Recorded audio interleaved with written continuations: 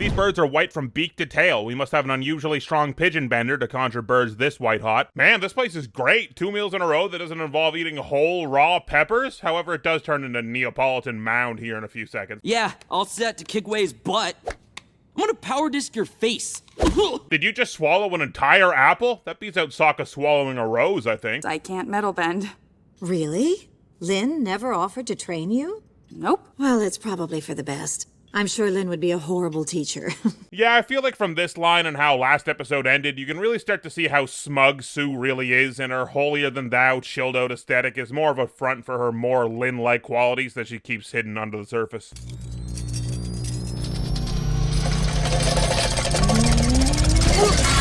That's what I'm saying, Highway. Keep your distance. Pretty slick, huh? Now all he needs to complete the outfit is a wind sword. Just trying to think of the practicality of this suit. Where would you ever use this? You wouldn't use it on a battlefield unless you wanted to have a bunch of weapons come flying at you or be glued to a tank for the entire battle. I can't think of any industrial uses for basically the exact same reasons. What the hell is this thing for? Friggin' cartoon-ass character. How many push-ups did you do last night?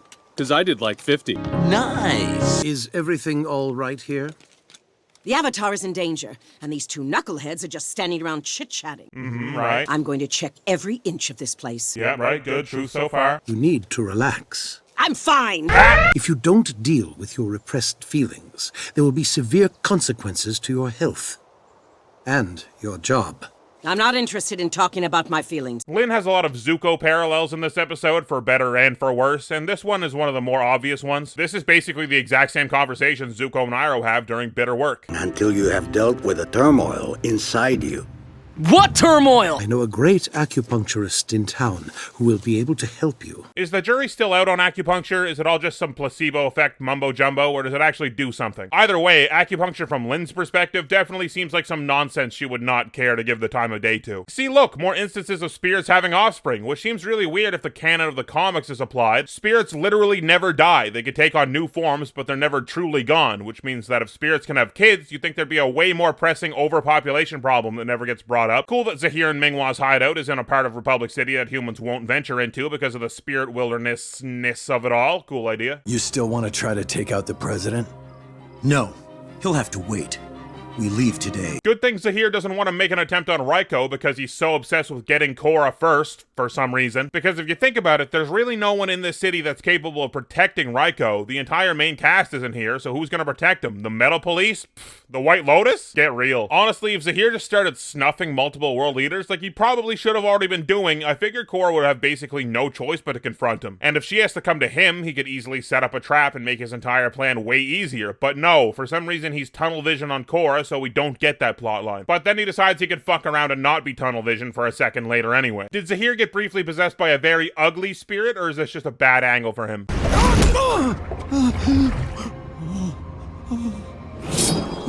There's no money.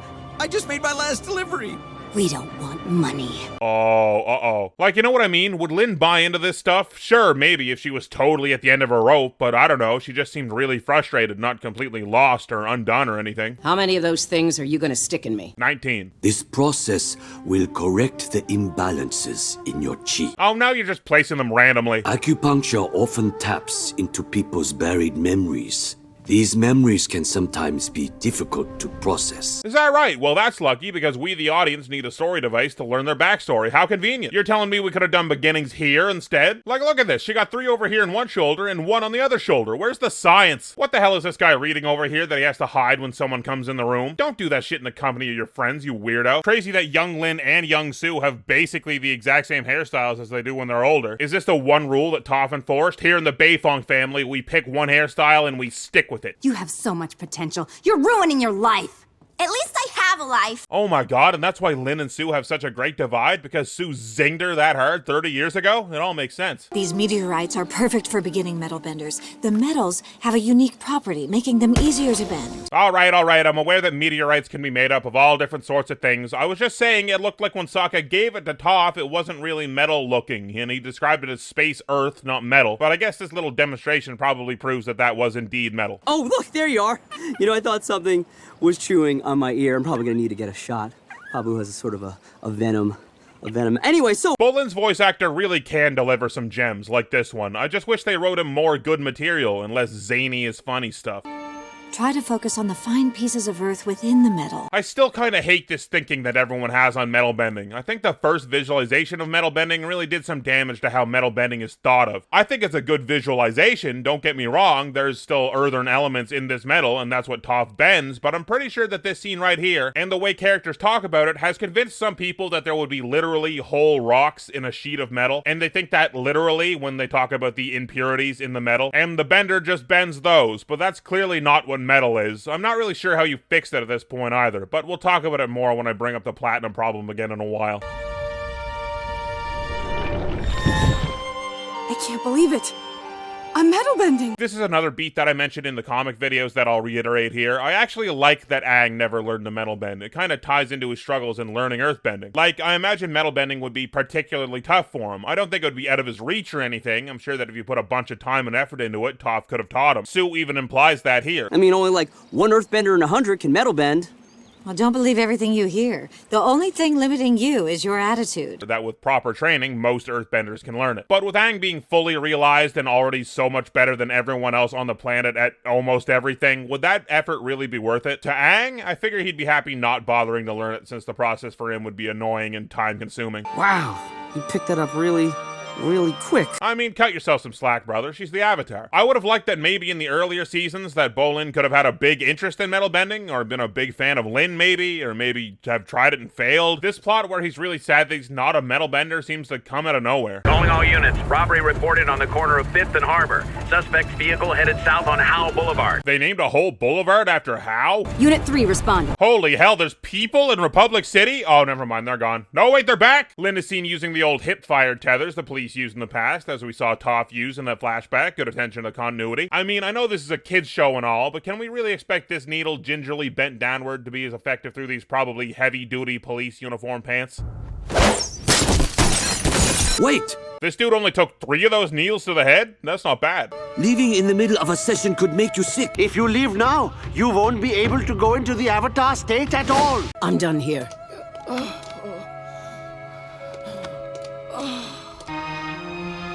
You don't look good. I'm fine.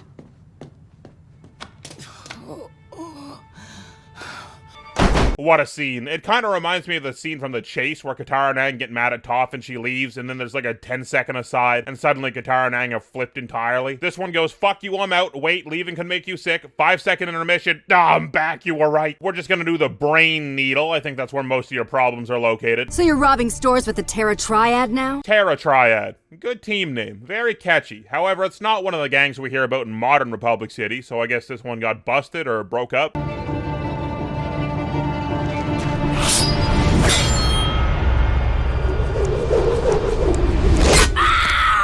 It's a weird thing, because Lin definitely had these scars the entire time that you see her and know her in the show, but does anyone else ever tend to forget that she has them? Like when you picture her in your head? I don't know what it is. Once again, probably just me. Yeah, about 5 p.m., everyone try to get across the bridge, gonna add about 30 minutes on your commute home. Classic. I, got a delivery to make in Baoyu.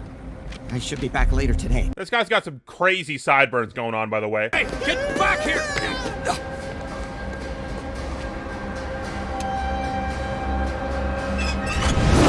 These guys are lucky that Zaheer has airbending, otherwise it could have ended like...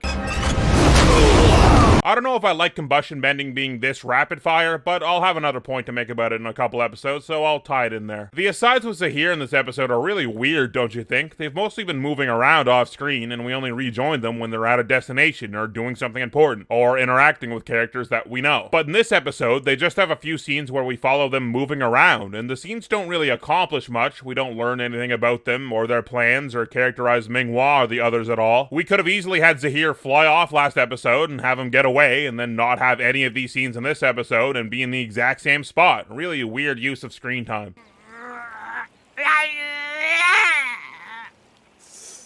Hey, Bolin. Do you think you get lighter on your feet after you become an airbender, just passively? My mom grew up learning from Toph. Just go train with her. Stop being so scared. You know what? Maybe I am scared, but what about you? I know that you want to go to the Northern Air Temple to train with Tenzin, but you haven't done it because you're afraid too. You know what? You're right. I don't want to leave my family and disappoint my mom. Look at us, talking about our feelings. supporting each other. No, we were doing good. You don't have to point it out and make a joke out of it. Oh, I do think this is a nice little back and forth. We definitely do need to endear these two to each other more if their dynamic is gonna work, and their shared insecurities are a good way to do that. I get that this is different for Bolin, being vulnerable with a girl he likes, but I wish the show could just do it and not have to go, hey, wink wink, look what we're doing. Lynn has a pretty even setup of pins here in this shot, except she doesn't have any in this leg, but then we have a close-up of her head and neck in this shot, and she has way more. Sue, you need to leave the city as soon as possible. What? Where am I supposed to go? You'll go stay with your grandparents. Interesting line, considering in canon, Toph's parents split up after she ran away. And apparently both Sue and Lynn never met their fathers, so Toph's probably not referring to Sue's paternal grandparents. So I guess this either means Toph's parents got back together, or one or both of them found new partners. Toph does kind of rekindle a relationship with her dad in the comics, so it's not totally out of the question. Mom, what are you doing? You can't cover this up. There were witnesses. I'm the chief of police. I can't have a daughter in jail. Toph breaking the rules to her benefit and ease seems right in line with her character, and it's not like it's a really egregious one. She's giving her daughter a get-out-of-jail-free card, which is pretty fucked, but not so much that you're like, wow, Toph is character assassinated, which I think is good. When this show delves into our past main cast, half the time it's about how they weren't perfect people, and I like that a lot. Congratulations. You're the first metal-bending avatar. Speaking of, never really thought about this. Since we had such a break between Book 2 and 3 of Airbender, Aang never really got to react to metal bending. No one really did. But when Aang woke up and saw this, shouldn't he have been like, how the fuck?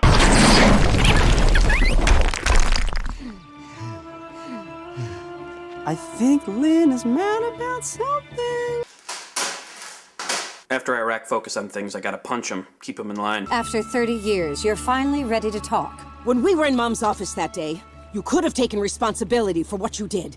But instead you stayed quiet and let Mom throw her whole career away. It's crazy how much more interesting this interpersonal conflict about family and resentment is compared to the battle between God and Satan from last season. This is what I was saying. What the hell do I care about that if my characters have no personal stakes other than losing? I like Lynn, and even though she's kind of smug and can be exhausting, I like Sue too. And the simple fact that they've been characterized strongly and the show has given me time to be invested in them makes this way more interesting than any beam struggle between giants, even before they start fighting. You know what, Lynn? You're the one who hasn't changed. You're still a bitter loner who only cares about herself.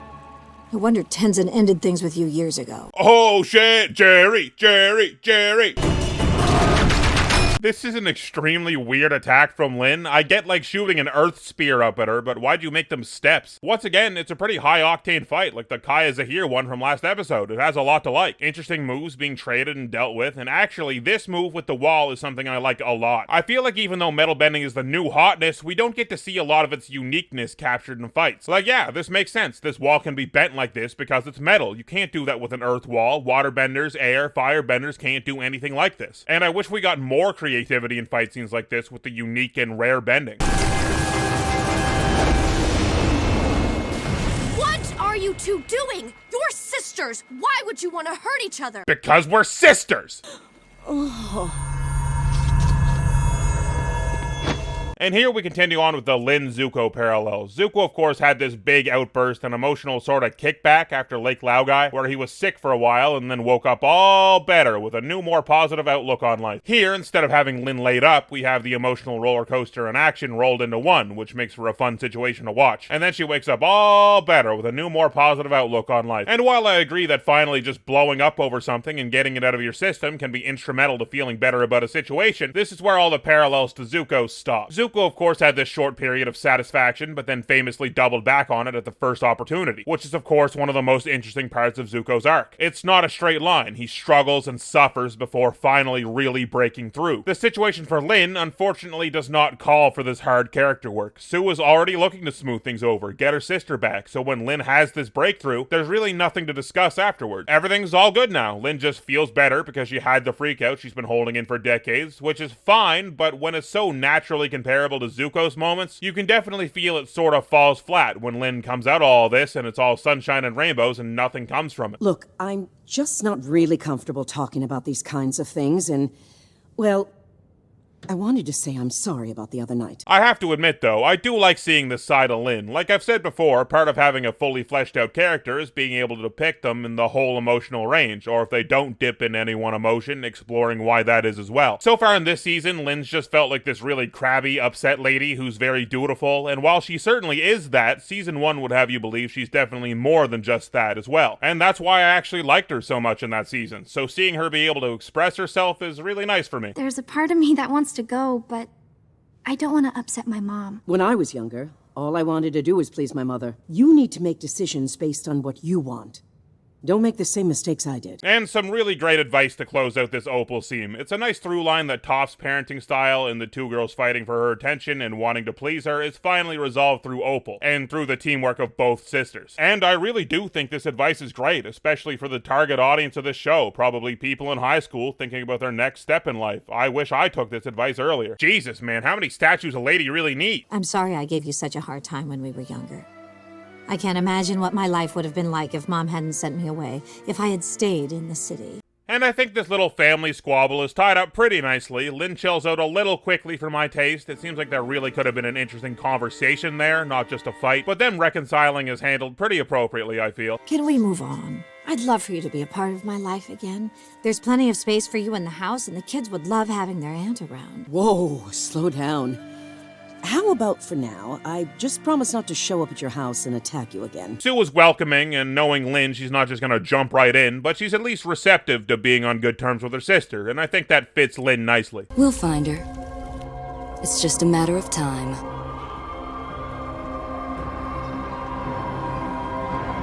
She's with the Metal Clan. See, now there's a classic Korra ending. I think this episode is a little shaky. I really am interested in the conflict between Toph's kids, and I am satisfied with the endpoint of where it all gets hashed out, but I'm less satisfied with how we get there. The fight is great and all, but I felt like it was working up to a bigger, more personal blowout than an earthbending duel. I don't know, I really like when our characters can work through things with words and actions, and I feel like that would have helped this 30-year-old feud feel like it really ended strongly. Like I said, the Zaheer stuff is really just weirdly placed in here. It's almost like the show puts it here just so you don't forget they're in the show, as Korra just sits around doing nothing in Zaofu. And that's the other issue I have as well. While I like Lynn and this conflict, what are we really doing here? Everyone's just stuck here. Nothing's going on. Korra and Bolin both get little moments, and that's nice, but this little 2-episode arc sort of feels like it just barged in and took over the show and put everything else on hold. And me liking the main conflict doesn't change that. Patreon shoutouts if you want to see the next 2 episodes of Overanalyzing Korra ahead of the YouTube releases. You can support me on Patreon for just a few bucks. Link, as always, is in the description below the video. Biggest shoutouts of all go to my top patrons: Blanco, who was credited with the scientific discovery of the Kraken after they dragged one to the beach with their teeth; Cameron Lowry, who beat a forest spirit in a game of chess so now they can mysteriously emerge from any tree line; Chief Conquiqui, who becomes instant friends with any animal they can manage to lasso while blindfolded; Gene Cree, who got hit by a wrecking ball and had to pay the construction company for damages to their equipment; Luna Invicta, who's so cold they can unmelt ice cream; Lurfax1, who was enlisted into medieval armies as a replacement for a battering ram; Matthew Lang, who has to sign off on every time there's a lightning strike, allowing it. Being the new god of thunder is a lot of paperwork, actually. Potato Scream, who using their trusty boombox and AK-47 has saved Christmas the last 3 years in a row; The Former Meaning of Life, who was mailed a high school yearbook including every person on Earth at age 18, and they were voted most radical; The 1AM Party, who can turn on kaleidoscope vision. It gives them a headache right away, but man, their eyes look pretty sweet when they do it; and Whitrow, who was bit by a rattlesnake and the snake died a few minutes later. And my other fuck you money patrons: A Stack of Pancakes, Donut, Kevin Bartlin, Liquor Cause I Know Her, Omega Fighter, Tater of Tots, and That One Turian. And my god overanalyzers: Two Boots Are Beat, Ang, Alan Garvin, Andrew Watchert, Aropataro, Axolotl Syndicate, Carlo Wren, Chandler Crump, Charles the Fartbender, Kobe Smith, Cosmic Newbie, Deathly Healer, Dr. Xerox, Dominic Saint, Dricker, Emma Not Emma, Aaron Grace, Fire Lizard 44, I'm a Match, Jackson, Jeremy Rubenstein, J. Kerr 4251, John Ajaka, John Warhammer, Justin Scott, Mac, Medium D Speaks, Michael Fallon, Mitchell Gobrecht, Nick, Nicholas Abbott, Peter Bayron, Pogger White, Revenge of the Beefsteak Tomatoes, Rocket Mist, Ryan Maxwell, Sandy Stormborn, Scoobert, Shane Antonacci, Silk Toast, Smarty Marty, Spicy Ketchup, Super Snipper, Totoro Boboros Musical Emporium, Von Can't Spell, and some sort of bear face. Next up, Boot Camp.